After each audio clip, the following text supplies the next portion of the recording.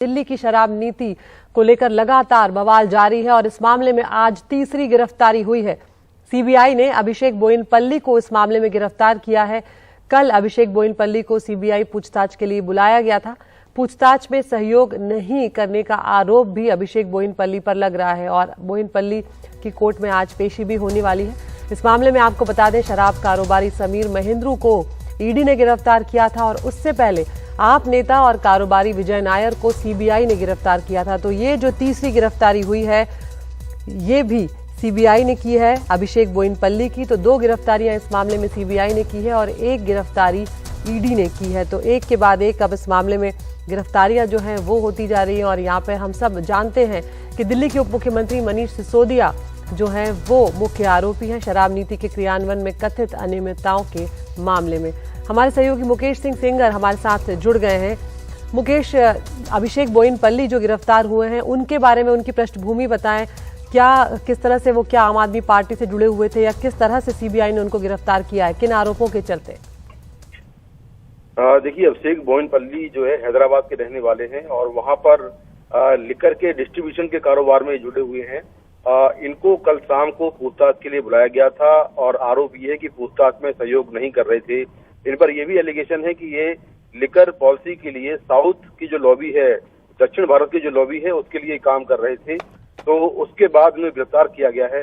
हालांकि जो सीबीआई की एफआईआर है आबकारी नीति को लेकर जो केस दर्ज किया गया था, उस केस में ये आरोपी नहीं है। तो इनको गिरफ्तार किया है सीबीआई ने। आज दिल्ली में जो कोर्ट है वहां पर इनको पेश किया जाएगा और इनकी रिमांड ली जाएगी। हालांकि इनके बारे में और ज्यादा डिटेल नहीं मिले है कि क्या ये आम आदमी पार्टी से जुड़े हुए थे या जो दिल्ली सरकार की आबकारी पॉलिसी है उसमें सीधे तौर पर इनका कोई हाथ था। ये कुछ चीजें जो हैं वो अभी साफ नहीं हो पाई हैं। जब सीबीआई इनको कोर्ट में पेश करेगी तो वहां पर इनको लेकर क्या कुछ जो बातें हैं वो सामने आई हैं वो सीबीआई कोर्ट में रखेगी, तो वहां थोड़ी तस्वीर और साफ होगी, क्योंकि आज सीबीआई इनका रिमांड मांगेगी।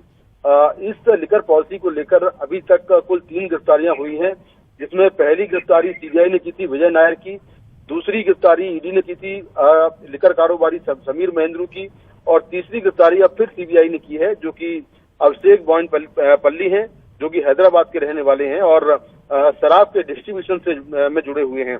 तो कुल मिलाकर 3 लोग गिरफ्तार हो चुके हैं इस पूरे केस में। कुल 15 इस केस में आरोपी थे, जिसमें दिल्ली के डिप्टी सीएम मनीष सिसोदिया आरोपी नंबर 1 है। हालांकि किसी भी एजेंसी ने उनको अब तक बयान दर्ज करने के लिए नहीं बुलाया है। तो अभी इस पूरे मामले की जांच चल रही है और अधिकतर वो लोग अरेस्ट हो रहे हैं जो कि या तो बिचौलिए हैं या फिर शराब के कारोबार से जुड़े हुए हैं। जी मुकेश, इसमें जो विजय नायर और समीर महेंद्रू की पहले गिरफ्तारी हुई है उसमें क्या कुछ नया अपडेट आया है? और दूसरा कि आप और हम जानते हैं कि मनीष सिसोदिया, जिस तरह से आप लगातार रिपोर्ट कर ही रहे हैं कि नंबर 1 आरोपी हैं जो चार्जशीट है उसमें, ऐसे में उन पर तो लगातार गिरफ्तारी की तलवार लटक ही रही है। देखिए, बिल्कुल, जो समीर महेंद्रू हैं वो शराब के एक बड़े कारोबारी हैं और ये आरोप है कि लिकर पॉलिसी को बनवाने में, उसको एग्जीक्यूट करने में, जो लिकर है सप्लाई करने में उनकी पूरी भूमिका है, क्योंकि वो शराब के बड़े कारोबारी हैं। दूसरे जो विजय नायर हैं उनके बारे में ये कहा जा रहा है कि जो लिकर पॉलिसी बनी है दिल्ली सरकार की, उसमें सबसे अहम रोल इन्हीं का है। पूरी लिकर पॉलिसी को बनवाने में इनका बहुत बड़ा हाथ है। तो हालांकि ये प्राइवेट पर्सन है, इवेंट मैनेजमेंट कंपनी के पूर्व सीईओ हैं और दिल्ली आम आदमी पार्टी का कम्युनिकेशन विंग देखते हैं, लेकिन इनके बारे में कहा जाता है कि पर्दे के पीछे आम आदमी पार्टी के सारे बड़े फैसले लेते हैं। खासतौर से जो कारोबारी फैसले होते हैं वो सब विजय नायर लेते हैं। तो विजय नायर को अरेस्ट किया है, समीर महेंद्रू को अरेस्ट किया है।